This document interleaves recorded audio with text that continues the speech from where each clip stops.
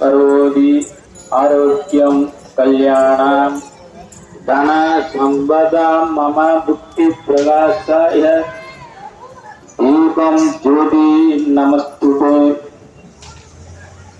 ओम सरस्वती ओम सरस्वती ओम सरस्वती ओम लक्ष्मी ओम लक्ष्मी ओम लक्ष्मी ओम दुर्गा देवी ओम दुर्गा देवी ओम दुर्गा देवी ओम श्री पंचमी देवी नमः ओम श्री पंचमी देवी नमः ओम श्री पंचमी देवी नमः